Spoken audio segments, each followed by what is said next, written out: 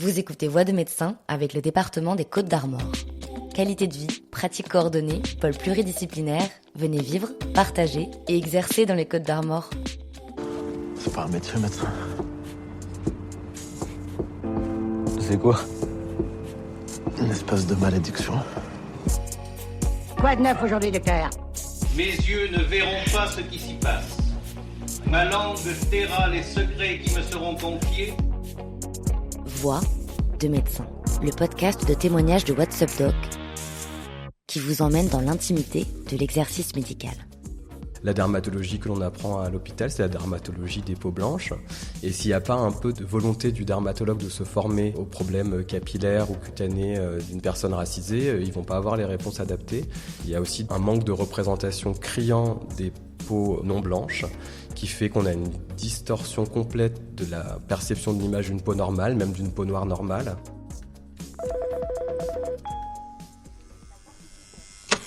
Réan Amod est médecin dermatologue depuis 2016, installé en libéral à Paris depuis 2022. Bonjour. Bienvenue. Merci de m'accueillir. Avec lui, nous avons parlé de la dimension sociale de la peau, de l'intimité des patients et de botanique. Je ne sais pas réellement quand j'ai voulu être médecin. Je me souviens regarder avec beaucoup d'assiduité le magazine de la santé quand j'étais au collège et au lycée, regarder les maternelles, regarder des émissions scientifiques. Donc je pense qu'il y avait une curiosité pour le corps et la biologie depuis toujours. L'année du baccalauréat, j'ai été admis en prépa BCPST Veto, j'y ai renoncé parce que je me suis dit qu'en fait ce que je voulais faire c'était médecin, mais j'arrive plus à me souvenir de l'élément qui m'avait fait dire que ça ne serait pas Veto mais médecin. Bonjour, je laisse vous installer. Alors, racontez-moi, qu'est-ce qui vous a Alors en fait, je suis quand même une personne qui a pas mal de grains de beauté. Et là, dernièrement, j'ai remarqué qu'il y en a un ici qui, je sais pas, qui s'est un peu dédoublé. D'accord. Et comme j'habite Bergerac et que c'est un désert médical, je suis obligée de venir à Paris. Est-ce que vous avez eu des coups de soleil pendant votre enfance? Enfin, je dirais peut-être, je sais pas. Est-ce que votre peau bronze ou est-ce qu'elle rougit plutôt? Elle bronze. Elle bronze. Donc, on a tout. Alors, si vous êtes d'accord, vous allez pouvoir vous mettre en sous-vêtements et on va passer à l'examen des grains de beauté.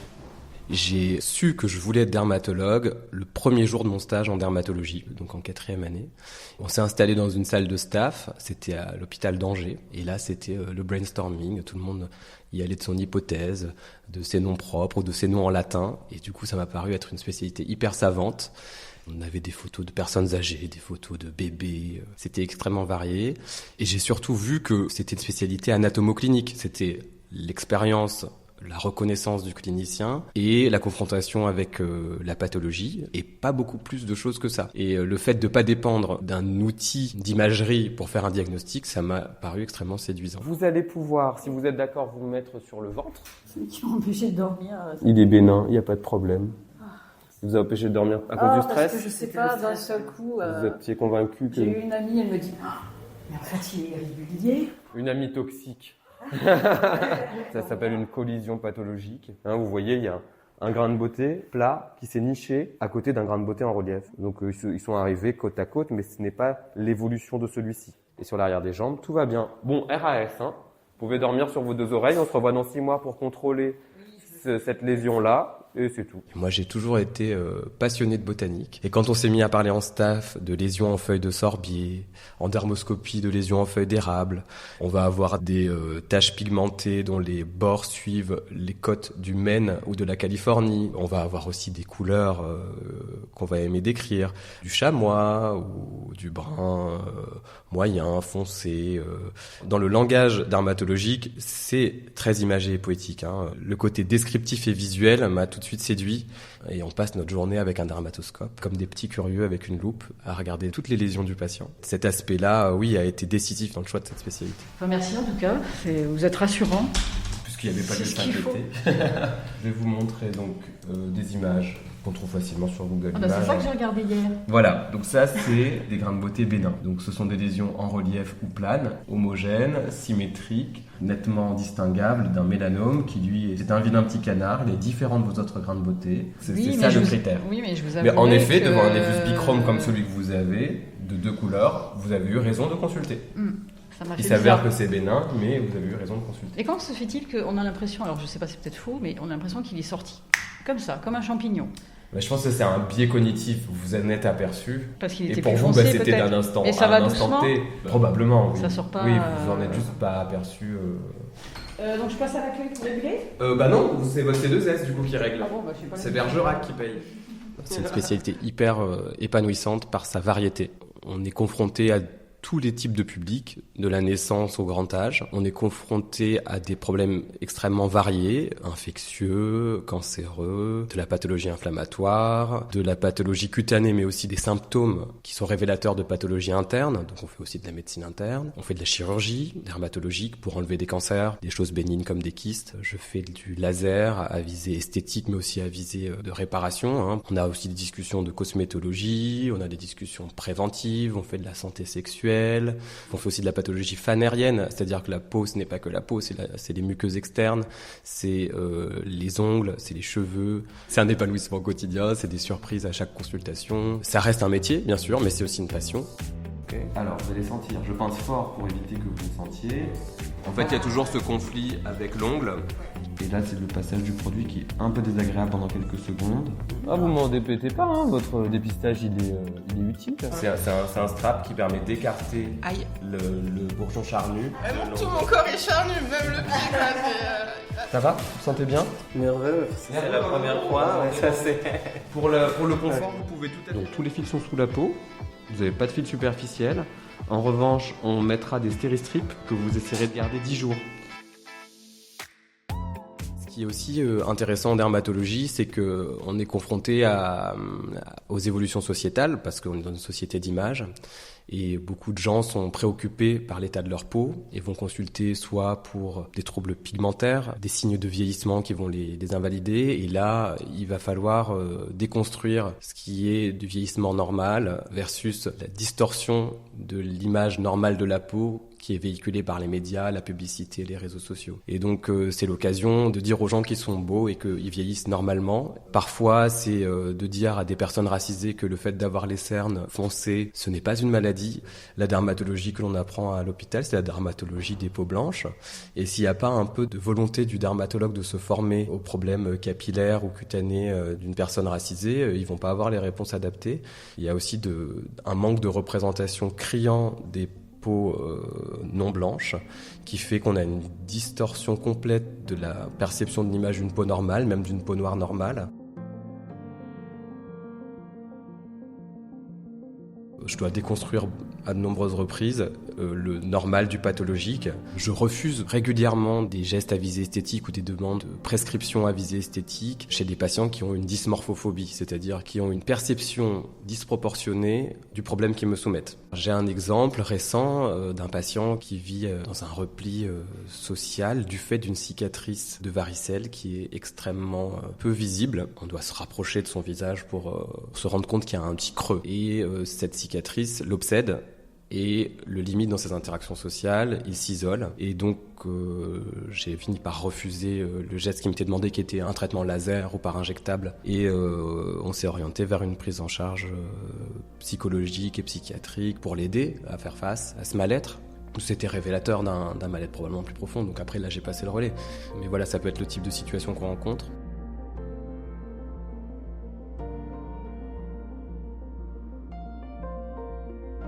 On se représente souvent la dermatologie comme une spécialité où les problématiques sont futiles. Mais moi, quand j'ai commencé mes études, dans le service de dermato, quand j'étais externe, c'était des chimiothérapies pour le mélanome et c'était 10% de survie. Dans ce même service, je me souviens qu'il y avait un patient de 18 ans qui mourait d'un mélanome métastatique. Un autre, quand j'étais à l'hôpital Saint-Louis interne, pareil. Une jeune fille de 19 ans qui était en fin de vie sur un mélanome métastatique. Et puis un peu plus tard, quand j'étais chef de clinique, j'avais accompagné un patient avec lequel on avait une relation prolongée, puisqu'en fait je le suivais en consultation, en hospitalisation pour les complications de son lymphome cutané. Et sa fin de vie a eu lieu dans le service. C'est vrai que c'était difficile, puisqu'en fait on était devenus copains, en plus d'être soignants. Ça fait partie de notre spécialité que de les accompagner jusqu'au bout. C'est vrai que le mélanome, c'est un des rares cancers qui est pris en charge uniquement par les spécialistes d'organes. Les oncologues ne s'occupent pas des mélanomes métastatiques, ce sont les dermatologues. Et donc, oui, en particulier en dermatologie, on accompagne nos patients jusqu'au bout. Et je pense que c'est important, même si maintenant je suis moins en ligne directe avec ces problématiques. Prenez large pour qu'il n'en reste pas. Hein. Exactement. Donc les recos, c'est 5-6 mm de marge. Là, on va enlever un carcinome épidermoïde cutané, c'est-à-dire un cancer de la peau. Je vais vous faire le dessin. Oui. Et pour que vous puissiez anticiper la séquelle esthétique, on tentera de minimiser. On sauve des vies, mais c'est assez banal puisque c'est au quotidien. On diagnostique des mélanomes à un stade où c'est débutant et en fait, ni le médecin ni le malade ne prend pleine conscience du fait qu'on a fait quelque chose d'important. Régulièrement, on enlève des cancers mortels à un stade débutant et on sauve un peu des vies, ouais, comme ça, tous les jours. Là, je suis les lignes de moindre tension cutanée. Donc là, vous vous inquiétez parce que vous dites, mais jusqu'où il va comme ça ? Je vais vous montrer. J'ai hâte de voir. Vous allez avoir une ligne cicatricielle comme ça. Alors, Ah, on aurait pu le faire dans l'autre sens aussi, mais ça serait disgracieux. Non, c'est mieux dans Comme le ça, sens. c'est mieux, ça vous lifte le sein en même temps. Ah, parfait, merci. En dermatologie, on a vraiment un rapport particulier au corps et à l'intimité, puisque le patient généralement se déshabille. Et il faut l'inviter à le faire en respectant son rapport à son propre corps qui est pas forcément évident. Donc c'est avec tact et bienveillance et toujours avec son consentement. Et le récit du patient est aussi souvent intime, puisqu'on peut parler de pathologie génitale, on peut parler de santé sexuelle. Et donc il s'agit d'accueillir le patient avec beaucoup d'intelligence émotionnelle et d'essayer de percevoir les fragilités et les blessures. Et donc ça, c'est un travail de chaque instant. C'est tout bon ? On va commencer ? Qu'est-ce que vous avez comme exploitation ? On en avait parlé la dernière fois. Grande culture et des moutons. Mais bon, les C'est moutons, ça se termine là. Il y a moins de foin à trimballer, il y a moins de coups de fourche. Si vous êtes d'accord, je vais le rapporter dans l'Observatoire des cancers professionnels. D'accord. Puisque c'est vraisemblablement lié à votre mode de vie et à votre exercice. C'est le soleil, de toute façon ? Oui, ce cancer est provoqué par les UV. Donc je ne sais pas, quand vous travaillez, vous avez une veste ou un... Le décolleté, rarement, voilà. Ouais. Donc vous devez travailler avec un col rond. J'y vais sur l'anesthésie. On peut faire une pause, je vais vous grimacer, ça va ? Tu dis ça là-dedans. La communication en consultation, ça prend de manière empirique, j'ai l'impression. Enfin, moi, on a eu des cours de psychologie médicale à la fac, mais ça n'a pas du tout été axé sur la manière de se comporter ou de s'exprimer en consultation. Et du coup, je pense qu'on s'améliore à chaque consultation. Si on est critique sur sa pratique, il y a plusieurs critères qui vont rentrer en compte. On est aussi, nous, fragiles, on est parfois fatigué. On ne se rend pas forcément compte que de voir un patient toutes les 20 minutes, c'est extrêmement exigeant si on est impliqué auprès de chaque patient et qu'on répond à toutes les questions, ce qui est moi mon objectif à chaque fois. Parfois on a besoin de se poser et à chaque fois on a besoin de se questionner sur si on a été bon ou pas. À mon avis, c'est important et je pense que j'ai encore des progrès à faire et j'ai des situations où parfois j'ai pu ne pas savoir comment discuter avec un patient. Ça peut arriver régulièrement. Je me souviens précisément d'un truc, c'était quand j'étais à l'hôpital et que j'étais épuisé par le manque de moyens, l'absence de considération de l'administration. Et il était 20h et je vais faire une annonce de fin de vie et de limitation des thérapeutiques pour un malade qui était atteint d'un mélanome métastatique. Et je me souviens avoir été complètement à côté de mes pompes pour l'annoncer à la famille. Je pense que j'aurais dû prendre plus de temps, que j'aurais dû être dans un lieu aussi un peu plus confidentiel. On était dans le poste de soins, sur un coin de table, avec de l'agitation autour, parce qu'on n'avait pas de salle pour l'annonce. Du fait du temps qui était imparti, de mes ressources, de la fin de journée, j'ai pas été particulièrement bon dans cette annonce. La nouvelle était terrible, l'accueil était du même ordre, mais voilà, je pense que j'aurais pu mieux faire. J'ai quitté l'hôpital, non pas par dégoût de l'activité, qui était extrêmement différente. J'étais chef de clinique, je m'occupais de la salle, j'avais 20 lits sous ma responsabilité, avec des mélanomes métastatiques, des fins de vie, des dermohypodermites sévères, donc des infections sévères. C'était extrêmement stimulant, c'était plutôt lourd, c'était extrêmement riche. Mais ce qui m'a usé, c'est les liens avec l'administration, les règles du jeu qui sont pas claires sur comment on reste, en fait, comment on poursuit sa carrière hospitalière universitaire, c'est assez opaque. C'est des luttes d'influence, c'est du mandarinat. La concurrence, la compétition était un peu toxique. Et je m'oubliais un peu dans cette histoire. Et je suis très content d'avoir pris conscience de ça, puisque je suis épanoui grâce à ce métier en ville aussi. J'ai surtout plus de temps pour moi. Une reconnaissance qui est toujours intacte par les patients et par la société. C'est vrai qu'on a un métier à valoriser, on a de la chance. Alors j'ai moins de frustration financière aussi, c'est vrai que quand on est chef de clinique, on n'est pas payé des 1000 et des 100 pour vivre à Paris, et quand on a 30 ans, on a d'autres projets que de vivoter pour sa médecine, et donc ça a été salvateur que d'aller en ville, sans que ce soit moins stimulant, puisque quand on est passionné, on se passionne quel que soit le niveau de lourdeur de la prise en charge du patient.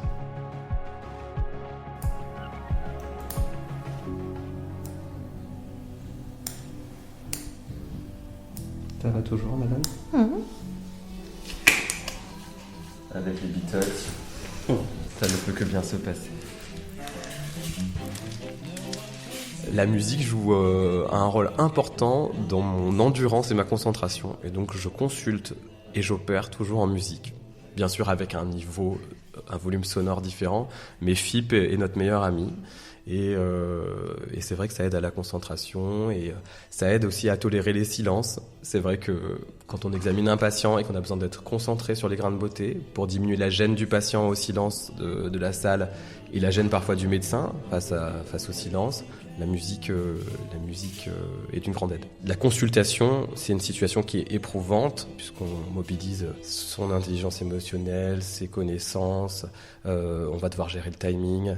Et c'est vrai que le fait d'avoir dans notre spécialité des moments un peu plus contemplatifs comme la chirurgie, c'est hyper important. On se pose, on écoute de la musique, le patient a déjà eu son annonce, on lui fait le geste et on apprécie s'appliquer en faisant le geste, s'appliquer en dessinant la perte de substance et ce côté manuel fait partie intégrante du travail. On fait des gestes fins, on enlève des petits kystes sur les paupières, on va faire des chirurgies un peu plus... certains font des chirurgies très lourdes sous anesthésie générale. Ici, on est entre deux, on va jusqu'à faire des lambeaux sur le visage ou enlever des mélanomes. C'est des chirurgies qui prennent 45 minutes sous local, c'est assez stimulant et intéressant et ça c'est un moment que j'apprécie particulièrement dans la semaine, les 2 demi-journées de chirurgie que je fais ou les journées de laser. Et la chirurgie et le laser, vous avez des réponses qui sont immédiates, clairement palpables, et c'est très différent des réponses qu'on a à des traitements médicaux. La question de la qualité de vie, elle est hyper importante parce que ça conditionne la performance au travail et moi c'est un questionnement quotidien. Comment optimiser mon temps, comment me ressourcer mieux et en fait moi mon objectif c'est de ne pas souffrir de mon rythme de travail et de ne pas avoir besoin de vacances en fait. Ça serait ça le but ultime, c'est de me sentir bien toute l'année. Il y a pu y avoir des périodes où on a ouvert le cabinet, où on travaillait 2 mois et au bout de 2 mois on était en pré-burnout, il fallait qu'on se pose 1 semaine et puis on recommençait comme ça tous les 2 mois et ça c'était vraiment pas sain. Maintenant je crois que j'ai compris comment fonctionner et voilà, je fais des petites journées, je me préserve des moments pour des activités qui ont aucun lien avec la dermatologie. Je passe beaucoup de temps au badminton, ça c'est une petite addiction. Beaucoup de temps aussi sur ma terrasse à jardiner, la passion botanique ne s'est pas éteinte. Je fais du violoncelle et du violon et ça aussi ça fait partie des choses qui aident à déconnecter. Et j'ai une fille de 4 ans et je compte bien lui consacrer tout le temps qu'elle me demande. Je pense qu'être un bon médecin, c'est être un médecin reposé et épanoui. Et c'est pas un médecin qui abat les consultations pour voir le plus de monde et pour remplir sa mission de service public, puisque si elle est mal remplie, ça n'a pas beaucoup d'intérêt, ni pour le patient, ni pour la société. Et c'est important que les médecins s'écoutent, à mon avis. On gagnerait beaucoup en qualité de la prise en charge. Et moi, je le ressens depuis que je travaille moins, je travaille mieux. Ce que je retiens de mon exercice, c'est que chaque interaction est précieuse et qu'il faut soigner chaque consultation et chaque moment de la consultation, puisque ça peut avoir un retentissement important pour le patient, positif en l'aidant à se sentir mieux, ou négatif en l'offensant. Donc il faut faire preuve d'un tact particulier à tout moment, et c'est ce que je retiens du métier de médecin. C'est aussi un métier de savoir-être, de savoir communiquer. Je pense que j'exercerai ce métier toute ma vie, peut-être pas 3 jours et demi par semaine, mais tant que je peux l'exercer dans de bonnes conditions, je continuerai. Voix de médecin est un podcast de What's Up Doc, disponible 1 fois par mois, partout où vous écoutez des podcasts. Si vous avez aimé l'épisode, partagez-le avec vos proches et mettez-nous des étoiles. Le tournage, l'écriture et la réalisation ont été assurés par Margot Kefelec. Le directeur de la publication, c'est Mathieu Durand et le rédacteur en chef, Luc Angevert. Le générique est composé d'extraits du film Hippocrate réalisé par Thomas Lilti, du dessin animé Bugs Bunny et d'une archive de l'INA. À très vite!